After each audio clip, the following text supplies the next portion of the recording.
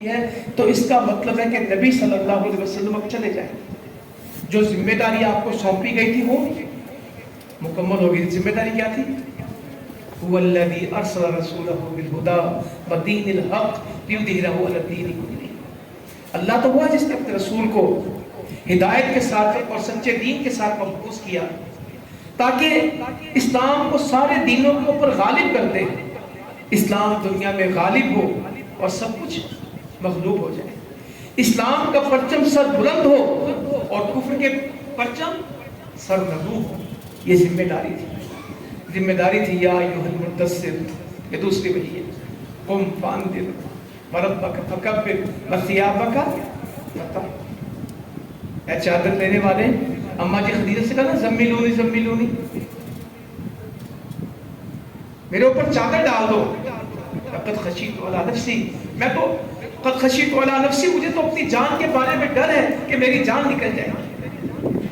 چادر لینی تھی، ایک گھبراہٹ تھی.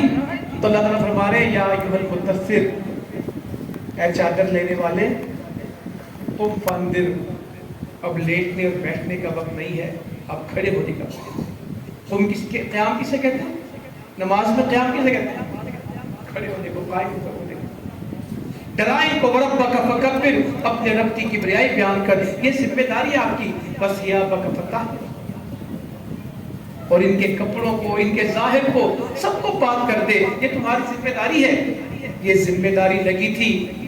کوہ صفا پہ اعلان کیا تھا قولوا لا الہ الا اللہ تفلحوا. لوگوں لا الہ الا اللہ کہہ دو، کامیاب ہو جاؤ.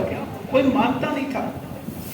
اس پیغام کے اوپر لوگوں نے استقبال کیا، محبتیں پیش کی یا پتھر مارے، تھپڑ مارے اور کہا کیا تم ہمیں بیوقوف بنانا چاہتا ہے؟ کیا تم نے ہمیں اس بات کے لیے جمع کیا تھا؟ سب اپنے بھی بیگانے ہو گئے. ورقہ بن نوفل نے کیا کہا تھا؟ اماں جی خدیجہ جب لے کے گئی رضی اللہ عنہ، کہنے لگی میرے چچا کے بیٹے اپنے بھتیجے کی بات سنو، کیونکہ وہ ان کا کیٹر کزن کا تھا اور اللہ کے نبی صلی اللہ علیہ وسلم کی عمر چھوٹی تھی. تو کہنے لگی چچا کے بیٹے اپنے بھتیجے کی بات سنو. تو آپ نے ہیرا کا سارا واقعہ سنا.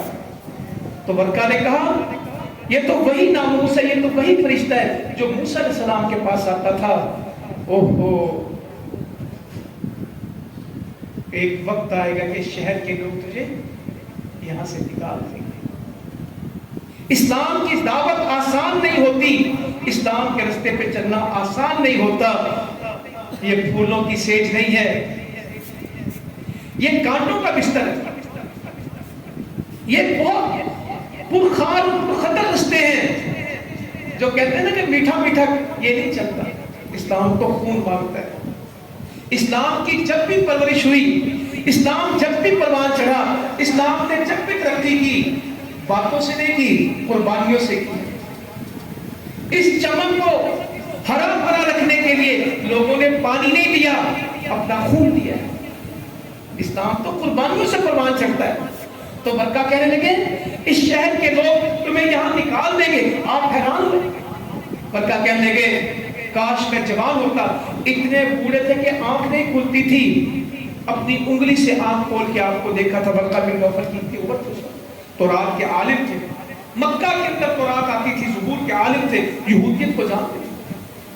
کہتے کاش میں اس وقت جوان ہوتا، میں تمہارا ساتھ دیتا، تمہاری مدد کرتا.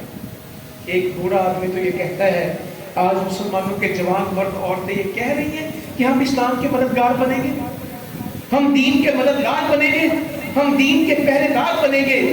میری زندگی میں اسلام کو فائدہ پہنچ رہا ہے یا میری وجہ سے، میرے تشخص سے، میرے تعلق سے اسلام ایک تانا بن رہا ہے یا اسلام ایک تاریخ بن رہا ہے؟ اور چھڈو مسلمان انہیں داڑھی نے پتا یار، ان نمازیوں کا پتا سارے، اور کہنا مسلمان ہے. آج آپ یہ ہے، آج میری وجہ سے لوگ اسلام کو گالی دیتے ہیں یا اسلام کو قبول کرتے ہیں. میں اسلام کے رستے میں رکاوٹ ہوں یا اسلام کے رستے میں دعوت ہوں؟ کیا یہ ڈرون کافی ہو گیا؟ لوگ ڈرون زیادہ دیکھ رہے اور مجھے کم سن رہے. جو یہاں بیٹھے نہیں سن رہے، گھر جا کے کتنے سنیں گے؟ تو میں آپ کا ٹائم زیادہ نہیں لوں گا، یہ آپ سے وعدہ کرتا ہوں. اگر آپ توجہ سے سن لیں گے تو ہم جلدی اس کو سمیٹ لیں گے. میں اسلام کے راستے میں دعوت ہوں یا میں اسلام کے راستے میں رکاوٹ ہوں؟ اگر یہ بات آج سمجھ آ گئی تو قسم اللہ کی مزہ آ جائے گا. آپ خانے وال کے رہنے والے ہیں تو ٹرینوں کا جنکشن ہے خانے وال. ٹرین میں سب سے خطرناک مسافر کون سا ہوتا ہے؟ دروازے میں کھڑے ہوتا ہے. بعض اوقات اندر بوگیاں خالی ہوتی ہیں اور ہمیشہ پلیٹ فارم پہ کھڑے ہونے والے لوگ کیوں پریشان ہوتے ہیں کہ اندر ٹرین کھڑی ہوئی ہے. نہ وہ اندر سیٹ پہ جا کے بیٹھتا ہے نہ باہر اترتا ہے. لاہور سے کراچی تک سارا سفر کہاں کرتا ہے؟ وہ بوجھ لٹک کے سارا سفر کرتا ہے. نہ کسی کو اندر جانے دیتا ہے اور نہ کسی کو باہر.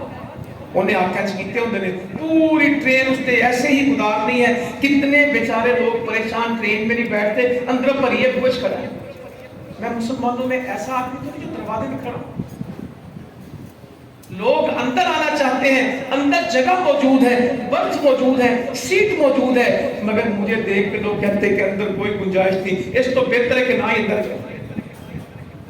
میرا اخلاق, میری دیانتداری, میری سچائی, میری محبت کیا اس قابل ہے کہ لوگ اسلام کے قریب آ جائیں؟ ایک دفعہ جو مجھ سے ملے دوبارہ اس کو بات کی ضرورت نہ پڑے. میرا معاملہ, میری ملاقات, میرا اخلاق اس کو گرویدہ کر دے. میں آپ کو ایک بات سناؤں. حدیث, نبی صلی اللہ علیہ وسلم مدینہ میں آئے.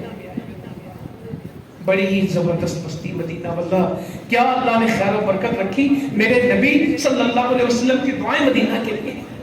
فرمایا جتنی مکہ میں برکت ابراہیم علیہ السلام نے مانگی, میں اس سے دوسری برکت کس کے لیے مانگتا ہوں؟ مدینہ کی. مدینہ سے محبت کرتے. جب مدینہ قریب آتا تو اپنی سواری کو تیز کرتے تھے. اونٹنی پہ ہوتے تو اس کو ایڑ لگاتے, تیز کر دیتے. یہاں تو لوگوں سے کہنا پاکستان سے کو وفا کرو, محبت کرو. کہا پاکستان ہے اور سامنے چاہیے پاکستان, تو میں کہتا ہوں جو ہندوستان میں واپس چلے جاؤ. آپ کو بنگلہ دیش اچھا لگتا ہے تو شفٹ ہو جائے. کس نے منع کیا ہے؟ اس ملک نے ہمیں شناخت دی, پہچان دی, ہمارا کلمہ لا الہ الا اللہ تعارف بنایا. مگر آج ہم یہ تعارف خود اپنے آپ سے چھین رہے ہیں اور آج ہم اس کا صحیح نہیں کر رہے. تو آپ مدینہ میں تشریف لائے. عبداللہ بن سلام رضی اللہ عنہ 2 دفعہ آئے تو آپ موجود نہیں تھے. تیسری دفعہ آئے تو اللہ کے رسول صلی اللہ علیہ وسلم آ چکے تھے. اللہ کیا سادگی. یہاں تو پروٹوکول ہی ختم نہیں نہ ہوتے. نبی صلی اللہ علیہ وسلم بیٹھے ہوئے تھے اور سیدنا ابو بکر صدیق کھڑے ہوئے تھے, دونوں تھے. تو لوگ آگے بڑھ کے کس کو ملنے لگے؟ سیدنا ابو بکر صدیق کو رضی اللہ عنہ. پتہ ہی نہیں لگتا تھا کہ دونوں میں نبی کون ہے. لوگ حضرت ابو بکر صدیق کو ملنے لگے. ان کا بھی کیا ادب تھا. انہوں نے یہ نہیں کہا میں نہیں, یہ لفظ سے منہ سے کچھ بات ہی نہیں کی. اپنی چادر لی اور دھوپ کے اوپر آپ کے اوپر سایہ کر دیا. سب کو پتہ لگ گیا کہ کس کو ملنا ہے. اپنی چادر لے کے آپ کے اوپر تان دی, ایسے ہاتھوں سے لے کے کھڑے ہو گئے, آپ کے اوپر سایہ کر دیا.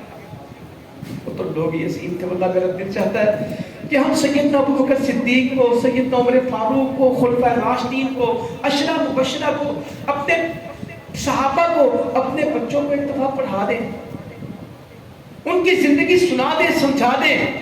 مگر کون سنائے گا جسے خود آتی ہے.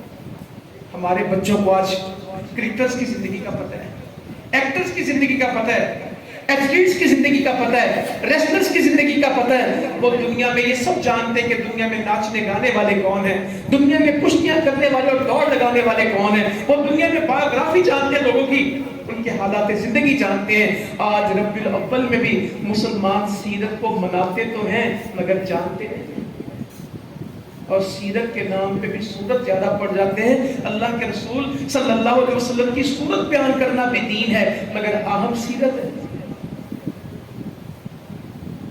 پوری نعت سنیں, اس میں اللہ کے نبی صلی اللہ علیہ وسلم کی نہ کوئی حدیث آئے گی, نہ آپ کا کوئی پیغام آئے گا, نہ آپ کا کوئی مشن آئے گا, نہ آپ کا کوئی مقصد آئے گا, کچھ بیان نہیں ہوگا.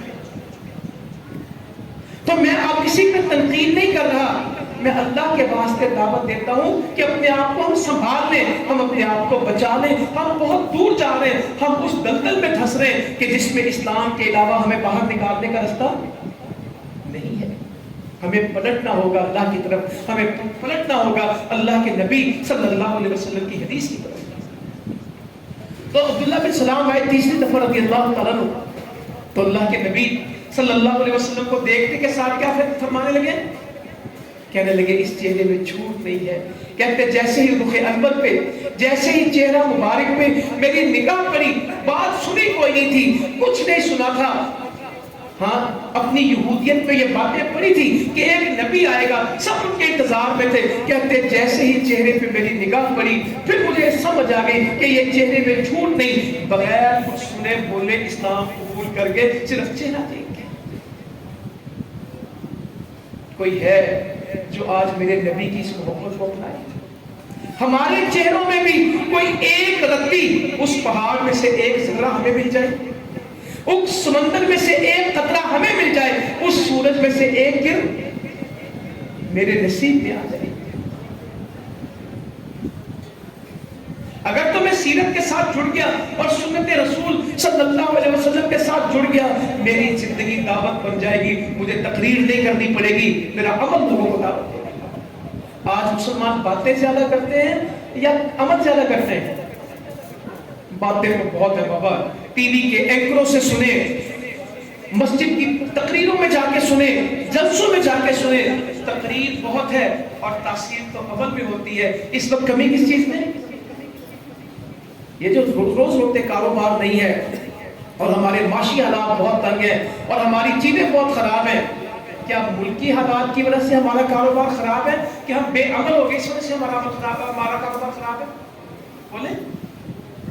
ایک اور بات آپ سے کہنے لگا، تھوڑی سی یہ بھی سن لیں، اچھا لگے گا۔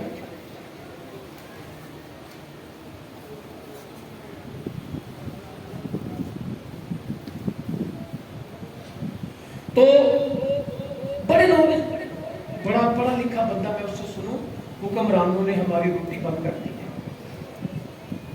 حکمرانوں ہمیں روٹی دو، روٹی دینے والے حکمران ہیں، روٹی کھولنے اور بند کرنے والے کون ہیں؟ مجھے کیوں کہہ رہے ہیں؟ باہر تک نکل کے کیا کہتے ہیں؟ لہو مقالید السماوات والارض یبسط الرزق لمن یشاء ویقدر، زمین و آسمان کی چابیاں اللہ کے ہاتھ میں ہے، جس کا چاہے رزق بڑھا دے اور جس کا چاہے رزق کم کر دے۔ فی السماء رزقکم وما توعدون، رزق زمین میں نہیں ہے، زمین میں ملتا ہے، آتا آسمان سے ہے، کا رزق تو آسمانوں میں ہے جس کا وعدہ کیا گیا۔ ہم عمل میں بھی کھوٹے ہو گئے، مجھے تو یہ ڈر لگتا ہے ہم عقیدے کے مسئلے میں بھی آہستہ آہستہ کمزور ہو رہے ہیں۔ آج ہمارا رب اللہ تو ہے، کہتے یہی ہے الحمدللہ رب العالمین، مگر نماز پڑھنے کیوں نہیں آتے؟ کہ اگر دکان سے اٹھ کے چلا گیا تو کاروبار میں نقصان ہو جائے گا، گاہک چلا جائے گا۔ ہم نے عملی طور پہ رب کس کو قرار دیا ہے؟ دکان کو یا اللہ تعالیٰ کو؟ جو دکان بند کر کے مسجد میں نہیں جاتا اس وجہ سے کہ اگر دکان بند کی تو پیسے کہاں سے آئیں گے، اس کا عملی رب کون ہے؟ یہ کس کی پوجا کر رہے ہیں؟ یہ ایک تو ہے کہ ہزاروں ہیں؟ کہ مارکیٹوں کی مارکیٹیں، ظہر بھی گزرتی ہے، عصر بھی گزرتی، مغرب بھی۔ ایک آدمی مجھے کہنے لگا حالات بہت خراب ہیں، کاروبار نہیں ہے، مندے ہیں، کچھ نہیں بچتا، ٹوٹے پڑے۔ میں نے کہا آپ کی عصر کی نماز رہ گئی؟ کہنے لگا یہ کیا بات ہوئی؟ تو میں نے کہا حدیث میں آتا ہے کہ جس کی عصر کی نماز رہ گئی اس کا مال بھی لٹ گیا، اس کی اولاد بھی ختم ہو گئی، اس کی ہر چیز برباد ہو گئی۔ جس کی عصر کی نماز ہمیں جس سے 2000 کم زیادہ ملے اس کو نقصان ہوتا ہے یا جس کی عصر کی نماز رہ گئی اس کا نقصان ہوتا ہے؟ کتنے لوگ کہتے ہیں یار آج عصر رہ گئی میں برباد ہو گیا۔ کپاس میں نقصان ہوتا ہے ان کا نقصان ہے، چینی میں نقصان ہو تو ان کا نقصان ہے، کاشتکاری مزدوری میں نقصان ہو تو ان کا نقصان ہے، دین میں نقصان ہو جائے تو ان کا کوئی نقصان؟ قُلْ إِنَّ الْخَاسِرِينَ الَّذِينَ خَسِرُوا أَنفُسَهُمْ وَأَهْلِهِمْ يَوْمَ الْقِيَامَةِ أَلَا ذَلِكَ هُوَ الْخُسْرَانُ الْمُبِينُ۔ اے نبی ان سے کہہ دیجئے، قرآن ہے، یہ جو خسارے کی باتیں کرتے ہیں ان خسارے والوں سے کہہ دیجئے کہ سب سے زیادہ خسارہ کون کھا گیا؟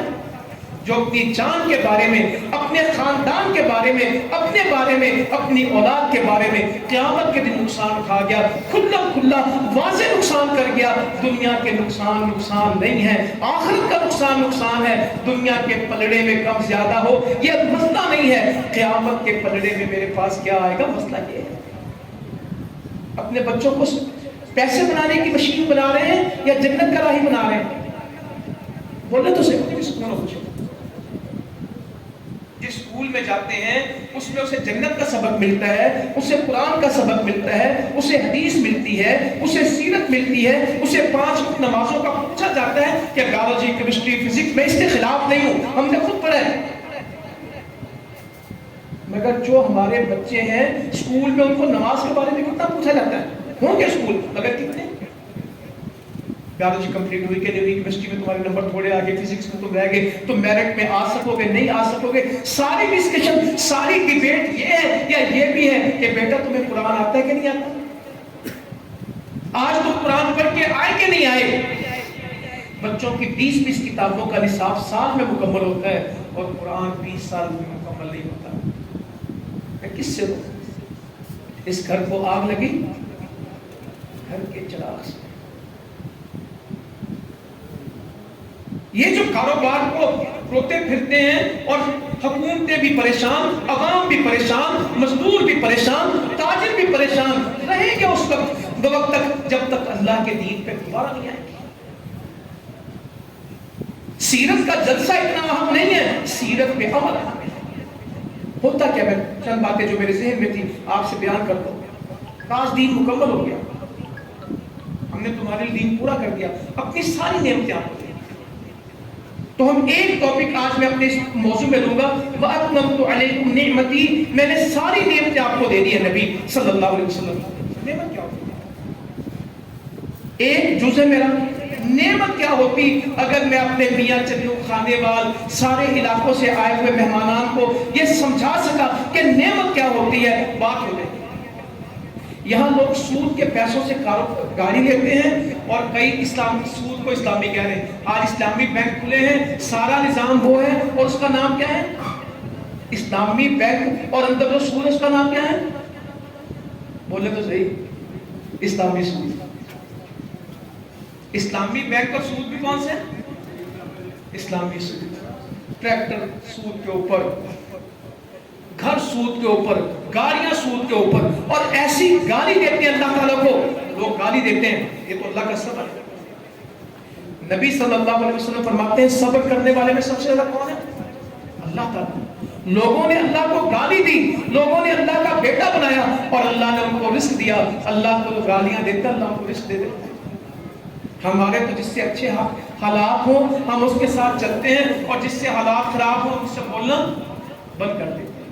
سود کے پیسوں سے گھر بناتے ہیں، سود کے پیسوں سے پلازا بناتے ہیں، فیکٹری بناتے ہیں، اوپر دکھتے ہیں ہذا من فضل ربی، یہ اللہ کو گالی ہے.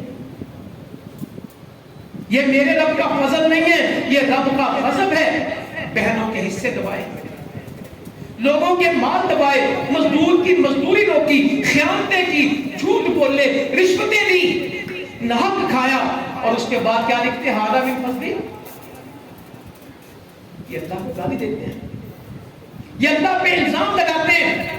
قطعاً ایسا نہیں، لوگوں کے مال ہڑپ. یہ تو آج دنیا ہے. نبی صلی اللہ علیہ وسلم فرماتے ہیں کسی نے کسی کی ایک بالشت زمین دبائی، ناحق لی، قیامت کے دن 7 زمینیں اس کے سر پہ رکھ کے اس کو زمین میں دھسایا جائے گا. ایک روایت میں کہ 7 زمینوں کا توق بنا کے اس کے گلے میں 2 من پا دیا چکیا جاتا. سارے 7 زمینیں پہنچ چکے ہیں.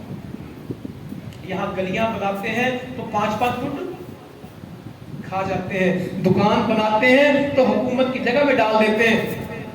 گھر کے قریب گاؤں والے کے چھپڑ ہو تو 10 مرلے کا گھر کنال میں ہونے میں سال ہی لگتا ہے، چھپڑ ٹوٹ جاتا ہے. اور کسی کو اللہ سے ڈر نہیں لگتا. اور قبر امیر اور غریب کی ایک ہی سائز کی ہوتی ہے اور ایک ہی قبرستان میں ہوتی ہے، اور کفن کا کوئی برانڈ نہیں ہوتا.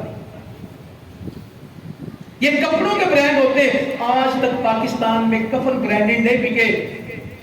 این کے برانڈڈ ہے، جیکٹ برانڈڈ ہے، کپڑے برانڈڈ ہے، جرابیں جوتے برانڈڈ ہے. کفن کا برانڈ نہیں ہوتا اور کفن کو کوئی ڈرائی کلین نہیں کرواتا اور استری کے کفن کو بھی لوگ چڑمڑ کر دیتے ہیں اور سفید مٹی کو لوگ سفید چادر کو لوگ مٹی میں رو دیتے ہیں. دفن کرتے کرتے مٹی ہو جاتا ہے. بعد میں تو جب ایک بارش کی دیر ہے, سیلابوں میں میری زندگی گزری, میں آپ کو بھی دعوت دیتا ہوں, اللہ تعالیٰ بچا کے رکھے. سیلاب کے بعد کبھی قبرستان میں جایا کریں, بستیاں تو ٹوٹتی ہیں, گرتی ہیں اور فصلیں تو بہتی ہیں اور لوگوں کے مکان تو مسمار ہوتے ہیں. سب زندگی میں دیکھا, سب سے مشکل حالت کس کی ہوتی ہے؟ آدھی میت باہر ہوتی ہے, سفید نیا کفن بندہ باہر آیا ہوتا ہے. کوئی قبر کہیں گری ہوتی, کوئی کہیں پڑی ہوتی ہے, کسی میں کھڈا بنا ہوتا ہے, کسی میں کچھ, کوئی سوراخ سے دکھ رہا ہوتا ہے, کوئی پورا باہر پڑا ہوتا ہے. اور گھر والوں کو کیا خبر, گھر والے تو دفن کرنے کے بعد سب سے پہلے جا کے کیا کرتے ہیں؟ کھانا کھاتے ہیں. اور دکھ کی بات ہے, پتہ نہیں ہمارا ویسے بھوکے بہت ہے, کہ کہتے ہیں بھوک بڑی پاکستان سے, کہاں بھوک ہے؟ میت کے گھر پہ جا کے کھانا کھاتے ہیں. اور پتہ نہیں وہ کون لوگ ہیں جو قبرستان میں باقاعدہ جنازے کے ساتھ ہی اعلان کرتے ہیں کہ دفن کر کے کی کر کے جانا. بولو تو صحیح, کیا کریں؟ ولیمے پہ بلائے جائے, حقیقت پہ بلائے ہیں, جنازے پہ آئے ہیں, ان کو باقاعدہ دعوت دی جاتی کہ سارے کی کرنا, روٹی کھا کے جانا. پہلے ان کا باپ فوت ہوا ہے, ان کی ماں فوت ہوئی ہے, کس دیدہ دلیری کی بات ہے, کس جرت کی بات ہے کہ ایک بندہ اعلان کرتا ہے باقاعدہ کہ کوئی بھرا روٹی کھائے ہوئے اللہ جائے. باقاعدہ دسترخوان سجتے ہیں, باقاعدہ ٹیبلیں لگتی ہیں, بوفے لگتے ہیں, کھانے کے کنٹینر آتے ہیں. اور ایک آدمی کھڑا ہو کے کہتا ہے, اے پتر کوئی سالن چنا بوٹیاں چنگیاں یا پاکی لیا, اے نان گرم لے کے آئی, پانی ٹھنڈا لے کے آئی. شادیوں کے زیادہ سے بڑے تقاضے کہاں ہو رہے ہوتے ہیں؟ میری سمجھ سے باہر ہے. میں کس معاشرے میں رہتا ہوں جس کا گھر ساتھ والی دیوار میں ہے, وہ کھانا بھیج رہا ہوتا ہے یا میت والے گھر پہ بیٹھ کے کھا رہا ہوتا ہے؟ بولے, ہم سائے ہوتے چوکڑی مار کے کھا رہے ہوتے ہیں کہ اپنے کو پکا کے لے آ رہے ہوتے ہیں. میں کس سے گلے, میں کس کے سامنے جا کے رہوں؟ بڑے بڑے تاجر ہوں گے, بڑے بڑے لوگ ہوں گے, نام روٹیاں کھائی جاتی. نہ کریں, یہ رواج ہے, ان کو بدلیں. شریعت کے اوپر آئیں, دین کے اوپر آئیں, اور دین پہ وہ آئے گا جو دین کا علم حاصل کرے گا, اور جس کو زندگی بھر یہ توفیق ہی نہ ہو کہ اس نے قرآن کو ایک دفعہ بھی ترجمے کے ساتھ پڑھا. میں رات ملتان کے پروگرام میں کہہ رہا تھا, یا اللہ وہ دن آ جائے کہ میں آدھی حدیث پڑھوں اور سننے والوں کو بھی آدھی حدیث خود یاد ہو. میں شروع کروں, انہیں پتہ یہ کیا حدیث ہے, کس کتاب سے میں نے پڑھی ہوئی ہے. میں آیت پڑھوں اور ترجمہ اس کو آتا ہوں, کہتا ہے میں نے پڑھا بچپن سے 10 سال کی عمر میں ترجمہ پڑھ لیا تھا. اللہ کا شکر ہے, کوئی سال ایسا نہیں. ہماری ڈاکٹر ہے, اللہ تعالیٰ ان کے لیے آسانی کرے. بزرگ خاتون ہیں, اسلام آباد میں ہوتی ہیں, خامد ان کے فوت ہو گئے. بہت میاں بیوی نے کام کیا, سیلابوں میں, بلوچستان میں بہت کام کیا. تو مجھے کہنے لگے, کرو میرے بعد میں میرے گھر سے تفسیریں لے جانا. میں نے کہا باجی کیا تفسیر ہے, مجھے سمجھ نہیں. کہتے ہر رمضان میں ایک الگ تفسیر پڑھتی ہوں اور سب کے اوپر میں نے پوائنٹس لکھے ہوئے ہیں, جو اس تفسیر میں سے مجھے باتیں سمجھ آئیں اس کو میں نے انڈر لائن بھی کیا ہے, اس کے نوٹس بھی لکھے. میری بڑی محنت ہے, پتہ نہیں میرے گھر میں کسی کے کام آئے نہ آئے, میں نے کوئی رمضان ایسا نہیں رکھا جس میں میں نے پورا قرآن تفسیر کے ساتھ.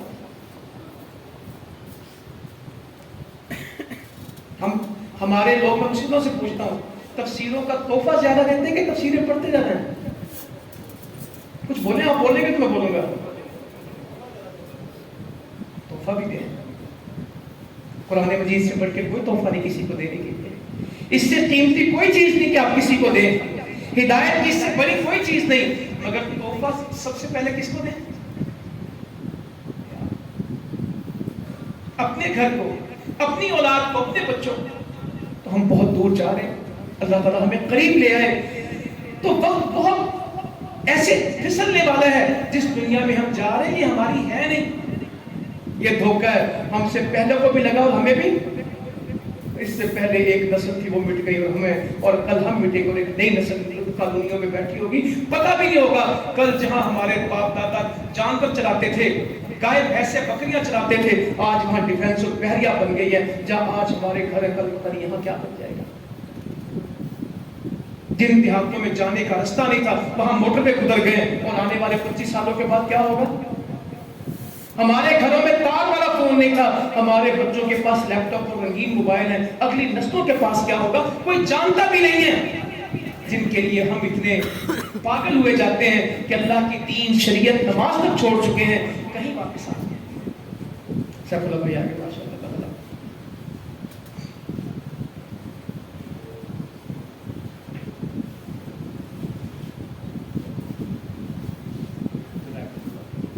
تو اپنی آخرت کی فکر کریں۔ تو میں وَأَتْمَمْتُ عَلَيْكُمْ نِعْمَتِي، میں نے ساری نعمتیں تم پہ پوری کی۔ سہل بن سعد رضی اللہ عنہ سے کسی نے پوچھا، ہم تو اتنے دنیا میں مگن ہو گئے، آج میں پاکستان کی قوم سے پوچھتا ہوں سب سے زیادہ پریشانی کیا ہے؟ مہنگائی، بے روزگاری، یہ وہ کرتے رہے جتنا مرضی کرتے۔ مہنگائیاں باتوں سے دور نہیں ہوتی، مہنگائیاں تقریروں سے دور نہیں ہوتی۔ میری آپ کو ایک دعوت ہے، نبی صلی اللہ علیہ وسلم نے برکت کی جو دعائیں کی اور جو اللہ سے برکت مانگی، برکت ہے کیا اس کے اوپر علماء کرام نے کتابیں لکھی ہیں، اس کو ضرور تلاش کر کے پڑھیے گا۔ زندگی میں کام پیسوں سے نہیں بنتے، برکت سے بنتے۔ نبی صلی اللہ علیہ وسلم جب بھی کسی کو دعا دیتے تھے وہ جان مال اولاد کی دعا دیتے تھے کہ اس میں برکت کی دعا دیتے تھے؟ بولیں اللہ تعالیٰ تیرے پتر دے، اللہ تعالیٰ تیرے مال دے، اللہ تعالیٰ تیرے پیسہ دے، یہ دعا دیتے تھے؟ کہتے تھے کہ اللہ تعالیٰ اس میں برکت دے۔ اللہ تعالیٰ شہر میں برکت مانگ، اللہ کے نبی شہر میں برکت مانگتے تھے، پھلوں میں برکت مانگتے تھے، اور اپنے ترازو میں برکت کے ساتھ بات بنتی ہے۔ انس کہتے ہیں مجھے برکت کی دعا ملی تھی، ان کی بیٹی کہتی ہے ایک روایت ہے کہ 100 پوتے پوتیاں اپنی زندگی میں دیکھے اور ایک پہ 126، یہ برکت کی دعا تھی، 126 اولاد اپنی اکھاں نہ دیکھی ہے۔ اور لوگوں کے باغ میں ایک دفعہ سال میں پھل آتا تھا، انس بن مالک کے باغ میں 2 دفعہ پھل آتا تھا۔ یہ برکت کی دعا تھی۔ جن کو برکت مل جاتی ہے پھر کبھی محرومی ان کا مقدر نہیں ہوتی، اور جن کو برکت نہ ملے سوائے رونا پیٹنا ان کا، نبی صلی اللہ علیہ وسلم فرماتے ہیں، حدیث قدسی ہے، کھڑے رہنے دے، کوئی نہیں، کھلوتے سونے لگ دے، کوئی نہیں، مقدر دکھا دے۔ کہا آدم کے بیٹے تو میری عبادت کے لیے فارغ ہو جا، میں تیری محتاجی کو دور کر دوں گا، تیرے دل کو غنی کر دوں گا۔ محتاجیاں اس دن دور ہونی ہے جس دن ہم نے اللہ کی عبادت کے لیے، جنہوں نماز واسطے فرصت نہیں، وہ کہتا میری دکان چل رہی، سوال ہی پیدا نہیں، وہ جیتا ہوں کی دسی بجلی دا بیلی سب تے کھا گیا، پیٹرول اس سے زیادہ کھائیں گے۔ یہ حدیث قدسی کے آدم کے بیٹے تو میری عبادت کے لیے فارغ ہو، میں تیری محتاجی کو دور کر دوں گا، میں تیرے دل کو غنی کر دوں گا۔ اگر تیرے پاس میرے لیے ٹائم نہیں، تیری محتاجی کبھی ختم نہیں ہوگی، کبھی تیری محتاجی ختم نہیں ہوگی، اور تیرے کاموں کو میں ہاتھوں کو مصروف ہے، سب تو کبھی ویلا نہیں ہو سکتا۔ یہ آج کل ایک سروے چل رہا ہے کہ کتنے لوگ واش روم میں موبائل استعمال کرتے ہیں، تو میرے لیے حیران کن تھا کہ وہ بے شمار تعداد وہ ہے جو واش روم میں جا کے بھی کیا استعمال کرتی ہے، کدھر جائیں گے؟ سوتے بھی موبائل کے ساتھ اور اٹھتے بھی موبائل کے ساتھ ہیں، اور کروٹ بھی لے تو کس سے کہیں گے؟ رات کو سوتے ہو تو آیت الکرسی پڑھتے ہو، صبح اٹھتے ہو، مجھے آدمی کہنے لگا انج لگتا جی میں جادو جا کاتے ہو گیا، سایہ آ گیا کوئی، تے کوئی شاید ہی برکت سکون ہی نہیں ہے، لڑائی پئی رہتی ہر ویلے، دکان پہ جانا، ہواداری کر جانا، بیماریاں رولے، اور کوئی دم درود ہی دسو۔ میں نے کہا مجھے تو اس بات کا بالکل نہیں پتا، باقی جادو ہوتا ہے میں اس مانتا ہوں، مگر ایک حدیث میں جانتا ہوں، نبی صلی اللہ علیہ وسلم فرماتے ہیں بندہ رات کو سو رہا تھا تو شیطان اس کی گردن پہ 3 گرے لگا دیتا ہے، 3 گانٹھیں لگا دیتا ہے، اور یہ گانٹھیں لگانا اصل میں کیا ہے؟ وَمِن شَرِّ النَّفَّاثَاتِ فِي الْعُقَدِ، یہی جادو ہے کہ میں اس شر سے پناہ مانگتا جو پھونکوں کے اوپر، گروں کے اوپر پھونکے مارتا ہے شیطان۔ تو شیطان خود آ کے جس کی گدی پہ، جس کی گردن پہ 3 گرے لگائے، وہ بندہ کیسا ہوتا ہے؟ سب پہ ہی لگاتا ہے۔ اللہ سے اس نے مانگا ہوگا میں سب کو گمراہ کروں گا، اللہ نے اس کو مہلت دی ہوئی، کہا جو میرے ہوں گے میرے ہوں گے، جو نہیں تو نہیں۔ یہ تو اس نے دعا کی ہوئی نا، کیا کریم رب ہے جس نے شیطان کی بھی دعا سنی، اور کیسے مسلمان جو کہتے ہیں کہ میری دعا ہی نہیں سنی جاتی۔ میں نے ایک آدمی سے کہا کہ یار پاکستان کے حالات اگر مشکل ہیں تو دعا کیا کرو، اگر کشمیر میں آپ کو کوئی مایوسی ہے تو دعا کیا. وہ کہتا دعا میں کچھ نہیں ہوتا، بتھیری دعا کیتیاں وہ دعا میں ٹھیک ہونا. اس قدر خراب ہو گئے عقیدے میں اور مایوسی میں، اس قدر ڈوب گئے کہ دعا کے بارے میں بھی کیا کہتے ہیں کہ دعا میں کچھ نہیں ہوتا. بتھیری دعا کیتیاں نے کوئی حالات دعا ٹھیک ہو جاتے. سوشل میڈیا نے اتنا پیک کر دیا ہے، اعصاب کو اتنا جکڑ دیا ہے اور دماغ کو اتنا کیپچر کر دیا ہے کہ وہ دعا کے بھی منکر دعا نہ کیتا ہے.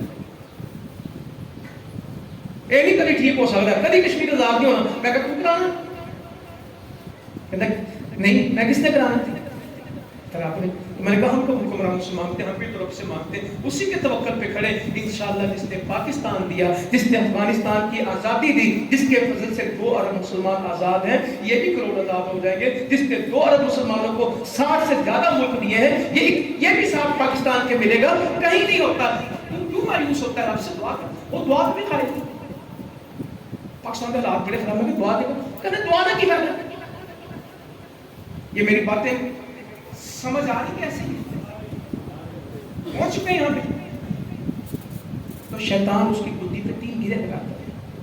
اللہ کا بندہ اٹھتا ہے اور دعا پڑھتا ہے، یا اللہ ہمیں توفیق دے کہ ہم اٹھے اور دعا پڑھیں. اٹھ کے ہر موبائل چیک کر کے واٹس ایپ تے فیس بک تے منہ تے چھٹے مارے تے نکل گئے. کوئی دہی لین، کوئی ناچنے لین، کوئی بچے سکول چھڈن، کوئی کدھر کوئی کدھر. وہ اٹھتا ہے دعا پڑھتا ہے، الحمدللہ الذی احیانا. اور پھر ایک گرہ کھلتی، وضو کرتا ہے تو دوسری گرہ کھلتی، نماز کے لیے کھڑا ہو جاتا. سارا دن حشاش بشاش رہے گا، فریش.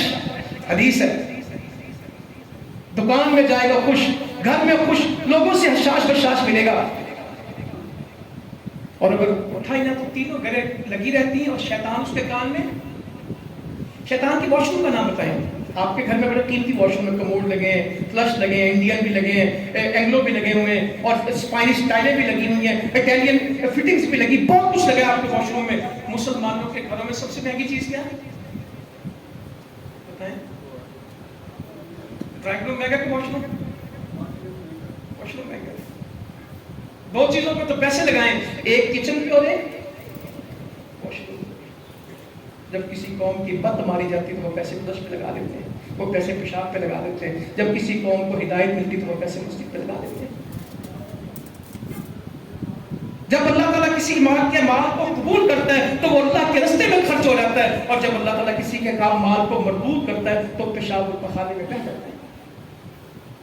وہ اینٹ روڑے پتھر ایلومینیم میں لگتا ہے مال. ایک بندہ کہنے لگا میرے کارتے ماشاءاللہ پیور سٹیل دے تک کرنے گٹرا دے. میں کہتی سونے دے لوا جنہوں اللہ نے تیرے پیسے گٹر واسطے رکھے تو نہ تھے. تعارف کراتے باقاعدہ کہ ہمارے گھر کے گٹر کے ڈھکنے کس چیز کے؟ سٹیل کے. میں کہا سونے دے لواؤ کیونکہ تاکہ پیسے گٹر واسطے رہے. باقاعدہ کہتے ہیں ہم نے پیسے کہاں لگائے؟ بتائیں تو صحیح. گٹر پہ. خوش قسمت جو کہتے ہیں ہاں مجھے کسی نے لکھ کے بھیجا. کچھ لوگ مکانوں پہ خرچ کرتے ہیں، کچھ دکانوں پہ خرچ کرتے ہیں، کچھ کارخانوں پہ خرچ کرتے ہیں، اور کچھ مسلمانوں پہ خرچ کرتے ہیں. بہترین خرچ کس کا؟ کہنا تو بڑا سوکھا ہے میرے لیے بھی، مگر جب حساب کتاب کریں گے تو نکلے گا. اینڈ ریزلٹ کیا آئے گا؟ بیلنس کیا آئے گا؟ اگر فائلنگ کریں گے اس کو الگ الگ اس کا پورشن کریں گے تو مسلمانوں کے لیے کتنا ہوگا، دکان کے لیے کتنا، اور مکان کے لیے کتنا. تو یہ ہے شاش. دوسرا کان میں پیشاب کیا. میں عربی میں پڑھوں گا بھائی، اردو میں میری ہمت نہیں ہے پڑھوں. سارا دن خبیث النفس رہتا ہے. فجر کے بعد اس نے کام شروع کیا، گرے اس کے لگی ہوئی ہیں، کان میں اس کے شیطان کا پیشاب ہے. اور عربی میں کہتا ہوں، اردو میں میرے ہمت نہیں کہ میں اس عربی کے ٹکڑے کو اردو میں بیان کروں، عربی میں بتاتا ہوں. سارا دن وہ کیا رہتا ہے؟ خبیث النفس. اب اس کو برکت مل جائے اس آدمی کو جس کی حدیث کے اندر اس کا یہ نام لکھ دیا گیا ہے. ایڈی دکان جو پوری پیدے دکھی تھی، اس کی کھیتی پوری ہو جائے، لکھا کہاں ہے؟ زکات اس کی پوری نہیں، عشر اس کا پورا نہیں، نماز اس کی پوری نہیں، قرآن اس کا پورا نہیں، داڑھی اس کی پوری نہیں، پردہ اس کی عورت کا نہیں ہے، سب اس کے کاروبار میں نہیں، ترازو اس کا ٹھیک نہیں. میرے نبی کہتے ہیں جب تمہارے ترازو خراب ہو جائیں گے ناپتول میں کمی کرو گے تم پہ قحط آئیں گے, تم پہ معاشی بدحالی آئے گی, تم پہ تنگدستی آئے گی. تمہارے حکمران کون ہوں گے؟ ظالم. کیوں نعرے لگاتے ہیں؟ ترازو ٹھیک کرتے ہیں. کلو چیز دینے جائیں تو 900 گرام ملتی ہے. میں نے دودھ والے سے پوچھا یہ کلو دودھ تو نہیں, کہتا کچا کلو ہے. یہ کون سا کلو ہے؟ کچا کلو 800 گرام والا ہے. آپ سب 20 روپے بتاؤ پکا کلو دے گا. ایک کچا کلو لے. سیمنٹ والے سے کوئی 50 کلو لکھا ہے, نکلا تو نہیں پورا. کہتا سانو بھی پتا. لوہا خریدنا ہو, سریا خریدنا ہو تو سب سے بڑی ٹینشن کیا ہے؟ تولے کا کون دے گا. پیٹرول ڈلوانا ہو تو سب سے بڑی پرابلم کیا ہے؟ پیمانہ کس کا؟ امرود والے کے سامنے کے امرود اور پیچھے کے امرود. کیا ہم اپنی اصلاح بھی کریں گے؟ صرف رولا پائی رکھا گے کہ وہ حالات بڑے خراب ہیں, کوئی واپس بھی آئے گا؟ منڈی سے سیبوں کی پیٹی لے آئیں, آموں کی پیٹی لے آئیں, میاں جنوں کے آم لے جائیں. سب سے اوپر اور ہوں گے, اس سے نیچے اور ہوں گے, اس سے نیچے اور ہوں گے, تو سارے تھلے ٹیمپراری کے اخبار ہوں گے. کب تک یہ چلے گا؟ گوشت والے سے پوچھو پانی کیوں لگاتے ہیں؟ وہ کہنا تھا ہم کو پتا وزن تھوڑا کرتا ہوں.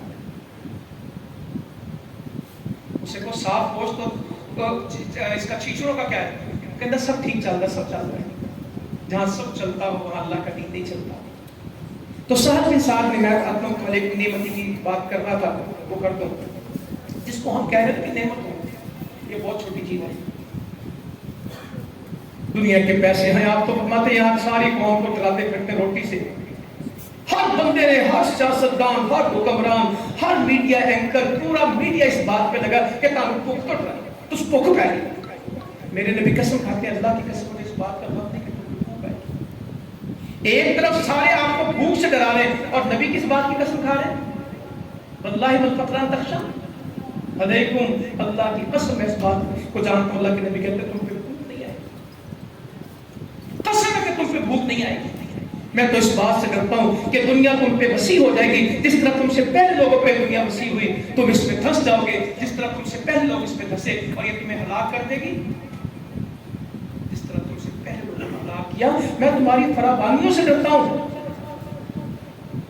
ایک حدیث میں کیا تیرا ڈنگر کھا کھا کے جگالی بھی نہ کرے, یا ہلاک ہو جاتا ہے یا ہلاکت کے قریب چلا جاتا ہے. مال وہ ہے جو اپنی ضرورت کے مطابق لے, اور جہاں اس کا حق ہے وہاں استعمال کرے. ضرورت سے کے مطابق لینا, اس سے زیادہ نہیں لینا. ہم خواہشات کے غلام ہیں یا ضرورتوں کے پابند ہیں؟ خواہشیں تو بادشاہوں کو غلام کر دیتی ہیں اور صبر غلاموں کو بادشاہ بنا دیتا ہے. قوم میں صبر زیادہ ہے, بے صبری. آپ جس معاشرے میں رہتے ہیں, جس میڈیا کو سنتے ہیں, جس سوشل میڈیا میں, جس یوٹیوب کو ہر وقت دیکھتے ہیں, جس فیس بک میں, اس میں شکر کی تربیت ہو رہی ہے شکوے کی. جو پولیٹیکل ایٹماسفیئر بنایا جا رہا ہے, جو گراؤنڈ کریٹ کی جا رہی ہے سیاستدانوں کی, یہ شکر پہ مبنی ہے, شکوے پہ. یہ آپ کو اپنے ملک کے متعلق اللہ کا شکر گزار بناتی ہے. اللہ تمہیں پھل دیے, نعمتیں دی, فصلیں دی, امن دیا, گھر دیا, سکون دیا, 19-20 مسئلے بھی ہیں. اے اللہ ہم تیرے شکر گزار ہیں, ہم تجھ پہ راضی ہیں اس پہ کہ ساڑھے کو کچھ نہیں, لٹے پہ. دونوں میں سے کون سا رویہ آپ کو دیا جا رہا ہے؟ لگے رہو. بطور پاکستانی 70 سال میں ہم نے, ہاں ادارے کمزور کیے ہیں, حکومتیں کمزور کی ہیں, سر تو بہت, قوم تو بہت مضبوط ہوئی ہے. 70 سال میں ہم سب نے اپنے مکانوں میں ترقی کی کتنا سری, گاڑیوں میں, کپڑوں میں, تعلیم میں, بچوں کے لیونگ سٹینڈرڈ میں. ترقی کرنے سامنے سے کبھی بھی کچھ. اور اگر حکومتیں کمزور ہوئی ہیں تو ملک نے کی ہیں کہ کرپشن نے کی ہیں؟ اس سیاسی گندے نظام نے کی ہیں, اور جن لوگوں نے ان کو چنا, ان لوگوں نے اس پہ فال. اس ملک میں کسی چیز کی بھی کوئی کمی نہیں.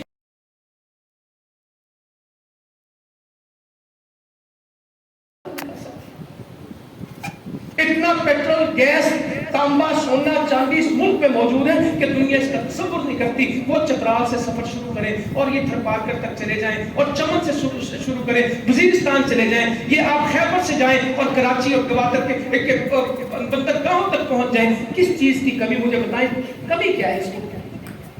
ایک اچھی قیادت کی کمی ہے, اور اللہ کے شکر کی کمی ہے اور اللہ کے دین پہ عمل پہ کمی ہے اور نبی مکرم صلی اللہ علیہ وسلم کی سیرت پہ عمل پہ کمی ہے۔ تو سہل سے پوچھا کہ ہم تو روتے ہیں نا، زندگی کچھ اور تھی، کہ اللہ کے نبی صلی اللہ علیہ وسلم نے کبھی چھنے ہوئے آٹے کی روٹی کھائی تھی؟ ہمارے گھر میں تو ذمہ داروں نے کہا چیزوں کیا ڈالنا ہے؟ فائن آٹا۔ ذمہ داروں کے بچے بھی سفید روٹی کھاتے ہیں، وہ بھی سرخ آٹے کی روٹی۔ فلور مل میں چلے جائیں نا، سوجی الگ ہو رہی ہے، میدا الگ ہو رہا ہے، پتہ نہیں کیا کچھ الگ ہو رہا ہے، چوکر الگ ہو رہی، باقی پتہ نہیں کیوں لگا بک رہا ہے، اور بڑے خوش ہو کے کھاتے ہیں یار روٹی۔ تو سہل سے کسی نے پوچھا، سہل بن سعد سے، اللہ کے رسول صلی اللہ علیہ وسلم نے کبھی چپاتی کھائی تھی، چھنی ہوئی باریک روٹی؟ کہنے لگے کہ نہ کبھی چھنی ہوئی روٹی کھائی تھی اور نہ کبھی آٹا چھاننے کی چھنی دیکھی تھی، زندگی میں چھنی دیکھی نہیں تھی۔ پوچھنے والے نے پوچھا پھر کھاتے کیا تھے؟ کہنے لگے کہ ہم چھاننے والی چیز پیسنے والے آٹے کو پیستے تھے، پھر پھونک مار کے چھلکا اڑا دیتے تھے، موٹی پکا کے کھلا دیتے تھے، کبھی چھنے ہوئے آٹے کی روٹی نہیں کھائی۔ سیف اللہ بھائی کو اللہ توفیق دے، انہوں نے کتاب لکھی، سارے خلفاء کی کتابیں لکھی، تفسیر بھی لکھی، قصص الانبیاء بھی لکھی انہوں نے، الحمدللہ بہت کام اللہ نے ان سے لیا۔ خلفاء راشدین کے اوپر کتاب لکھی، تو اس میں سیدنا عمر فاروق رضی اللہ عنہ کے کچھ واقعات کے لے کے آئے ہیں۔ یہاں ملک مقروض ہے اور حکمرانوں کے پاس اتنا پیسہ کہ گن نہیں سکتے۔ سیدنا عمر فاروق زخمی تھے اور بالکل آخری دن تھے اور اپنے بیٹے سے پوچھ رہے تھے ہمارا کتنا قرض ہے؟ بیٹے نے کہا 86,000، 22 لاکھ مربع میل کا فرمار بار مقروض تھا اور قوم کے پاس اتنا پیسہ تھا کہ رکھنے کی جگہ نہیں تھی۔ تھوڑا نہ بہت کہتے ہیں 86,000 کے مقروض ہیں ابا جی، اور پیبند والے کپڑے پہنتے تھے اور جہاں پھر چاہتا جھاڑی کے نیچے پتھر سر کے نیچے رکھ کے سو جاتے تھے اور راتوں کو جاگتے تھے۔ لوگوں کے حالات کیا؟ ہم سے لوگ پوچھتے کون سی سیاست کرو گے؟ دین میں بھی کوئی سیاست ہے؟ ہاں، ان کے لیے باتیں ہیں جنہوں نے دین نہیں پڑھا، جنہوں نے صرف یہ لیگیں دیکھی ہیں، یہ پارٹیاں دیکھی اور اسی کے طلسم میں اور اسی کے جادو میں شکار ہیں۔ سیدنا ابو ہریرہ سے کسی نے کہا رضی اللہ عنہ، آؤ ہم نے ایک بکری روسٹ کی، پوری سالم بکری ہم نے بھونی، آؤ۔ کہنے لگے میں نہیں کھاتا۔ نبی صلی اللہ علیہ وسلم اس دنیا سے رخصت ہو گئے اور آپ نے اور آپ کے گھر والوں نے 3 دن مسلسل کبھی گندم کی روٹی سے پیٹ نہیں بھرا تھا، کبھی 3 دن ایسے نہیں آئے تھے کہ آپ نے پیٹ بھرا۔ ہمارا 3 وقت کا کھانا ہے کہ 3 دن میں ایک کھانا ہے؟ کیا مدینے سے مشکل حالات ہو گئے؟ مگر ہمارا ماڈرن مدینہ نہیں ہے۔ کوئی بنگلہ دیش بتاتا ہے، کوئی ہندوستان بتاتا ہے، کوئی یورپ بتاتا ہے، کوئی جاپان بتاتا ہے۔ مسلمانوں ہمارا رخ مدینے کی طرف ہے، مکہ کی طرف ہے یا یورپ جاپان کی طرف؟ بتائیں آپ ترقی کس کو دیکھتے ہیں؟ امیر محترم ایک دن بیٹھے ہوئے یا تقریر کر رہے تھے، مجھے یاد نہیں ایگزیکٹ، بڑی پرانی بات، وہ کسی نے سوال کیا، سے بڑی مجلس تھی، امیر صاحب ہم 21ویں صدی میں داخل ہو رہے ہیں، یہ نیا سال شروع ہو رہا تھا 2000۔ مسلمان دنیا کے چیلنجز کو کس طرح میٹ کریں گے؟ ہم آگے کس طرح پرفارم کریں گے؟ ہم کس طرح ریفارمز کریں گے کہ ہم آگے بڑھ سکیں؟ آپ کے پاس کیا ترقی کا زینہ ہے؟ کیا آپ کے پاس فارمیٹ ہے؟ کیا آپ کے پاس پروگرام ہے کہ ہم آگے بڑھیں؟ ہمیں سب سے سوال ہو گیا، صحافی بھی، عوام بھی، ہمیں آگے بڑھنا ہے، ہمیں دنیا کے قدم کے ساتھ قدم، یہ جو ہم روز باتیں کرتے ہیں، شانے کے شامنے سے ملانا ہے، ہمیں دنیا میں آگے نکلنا ہے۔ دنیا چاند تک پہنچی، ہنسی کتنے؟ سمجھ بھی دین کے ساتھ آتی ہے۔ امیر صاحب کہنے لگے ہماری ترقی آگے بڑھنے میں نہیں ہے، 1400 سال پیچھے مدینے میں جانے میں ہے۔ ہم 1400 سال پیچھے جائیں گے تو ترقی ہوگی، ہم آگے جائیں گے تو ترقی ہوگی۔ جب تک رخ مدینے کی طرف نہیں ہوگا ہم آگے نہیں بڑھ سکتے۔ رخ امریکہ کی طرف ہوگا تو کان کھڑے رکھو گے، رخ IMF کی طرف ہوگا تو کبھی غلامی سے نکل نہیں سکیں گے۔ غلامیوں کو توڑنے کے لیے تو ایک بستی تھی جس کا نام یثرب تھا، میرے نبی نے مدینہ کہا تھا کہ یہ بستیوں کو کھا جائے گی۔ اتنی سی کھجوروں کی بستی تھی، دنیا کے نظاموں کو توڑ گئی، دنیا کی سلطنتوں کو ختم کر گئی. دنیا کی امپائرز، وہ پرشین تھی، وہ رومن تھی. دو امپائرز تھی، ایک پرشینز تھے ایک رومنز تھے. دونوں کا ستیہ ناش ہوا، کل ملا تک نہیں. اور اسلام شرق و غرب و شمال و جنوب میں چھا گیا. روٹی نہیں تھی. اور ہمارا غم کیا بنا دیا گیا؟ روٹی بھی وہ کہتا وہ نہیں چاہتا رج کے کھانا جی. وہ ڈاکٹر کہتا کھا کھایا کر. اور جی روٹی بھی نہیں ملتی. پاکستان کی روٹی نہیں. وہ کنے بولی مینو جا کے ملاؤ. ناشتہ اس طرح کرتے ہیں، سب چیزاں ناشتے میں پہیاں نے. انڈے کئی قسم دے، چنے کئی قسم دے. کوئی دن اللہ رحم کرے گوشت نہ کھانی انہوں نے کرا. غریب تو کہے سو کہے، زیادہ کون ہو رہا ہے؟ غریب یا امیر؟ یہ 2 دن سے ہم 2 سال سے سیلاب والوں میں 22 میں بھی سیلاب آیا، پورا ہوگا. ابھی بھی ستلج میں سیلاب. تھرپارکر میں زندگی گزاری ہے، بلوچستان میں گزاری ہے، غریب ترین علاقوں میں رہا ہے. میری بات سے ناراض نہیں ہونا. میں نے غریب خطوں والوں کو شکر کرتا پایا اور وسائل والوں کو ہمیشہ. میں نے تو تھرپارکر میں بھی گیا، روٹیاں پکاتے ہیں. ان سے کوئی یار تم تو غریب ہو، ہماری روٹی پکا دی. کہتا اللہ کا شکر، اللہ نے سب کچھ دیا. ہم پشاور میں سیلاب تھا، بہت شدید سیلاب تھا. تو 2007 کی بات ہے. پٹھان کا گھر گرا ہوا، سب اس کا ملیا میٹ، سامان تک اس کا بہ گیا. تو ایک پگڈنڈی پہ پانی کے ساتھ بیٹھا ہوا، بچے عورتیں، کوئی چیز اس کے پاس نہیں. پورا گاؤں بہ گیا. بیٹھا تو ہم پہنچے کام کے لیے، ریلیف کے لیے ان کے پاس پہنچ گئے. ہم لاہور سے ٹیم لے کے پشاور کے ساتھی، تو ہم سارے وہاں پہنچے. تو میں نے اسے کہا کہ بھائی بہت صدمہ ہو گیا، آپ کا تو سب کچھ بہ گیا، بہت نقصان ہو گیا. تو بس اللہ تعالیٰ آسانی کرے، بہت کچھ چلا گیا آپ کا، تو بہت نقصان ہو. غصے میں آ گیا. کہتا ہمارا کیا نقصان ہو؟ میں نے کہا تمہارا بچہ ہی کچھ نہیں. کہتا میرے تو سارے بچے ہیں. کہتا یہ میرے بیٹے بیٹھے ہیں، میری بیٹیاں بیٹھی ہیں، میری بیوی ہے، میں، ہم سب بچ گئے. اگر انسان بچ جائے تو مکانوں کی پرواہ نہیں ہوتی. مکان دوبارہ آ جاتے، انسان دوبارہ نہیں آتے. ایسی اس نے مجھے عقل دی. آج 15 سال کے بعد اس کا چہرہ اور جملہ میرے سامنے. کہتا کچھ بھی نہیں کیا، سارے پورے بیٹھے. اور ہماری ایک اینٹ بھی ٹوٹ جائے تو سارا ملک دسو دسے ختم ہو گیا. یہ نہیں چلنا ملک. اتنی خوشی سے کہتے ہیں ملک دیوالیہ ہو جائے گا جی میں کو کمیٹی نکلنی ہے نا، $500 کا ہو جائے گا، بڑی خوشی نہ بیان کرتے ہیں. اے ملک نہیں ترقی کر سکتا. آپ کو اس بات کو خوشی ہے؟ یہی ملک ترقی کرے گا، یہی آگے بڑھے گا انشاءاللہ تعالی. یہ ملک مسلمانوں کی قیادت کرے گا، یہ امت کے سر کا تاج بنے گا انشاءاللہ. یہ لا الہ الا اللہ کی سرزمین ہے، یہ محمد رسول اللہ کا دین ہے، یہ مسجد ہے. یہاں قربانیاں لے کے آئے ہیں. مدینے میں بھی بھوک تھی، قربانی کی، غلبہ اسلام کے لیے مار کے لڑے، دعوت کا کام کیا. سالوں میں ہی دین دنیا میں چھا گیا تھا، آ گیا تھا، ہر طرف پرچم لہرا گیا تھا. انشاءاللہ میں آج بھی آپ سے کہتا ہوں امیدوں کے چراغ روشن رکھیں گے، ایک نئی صبح کا آغاز کریں گے انشاءاللہ تعالی. ہم مایوسیوں کی بات نہیں کریں گے. مغرب میں جائیں گے تو ڈوب جائیں گے، مشرق میں جائیں گے تو سورج نیا نکالیں گے. اللہ تعالیٰ عمل کی توفیق دے. جزاکم اللہ خیرا. وما علینا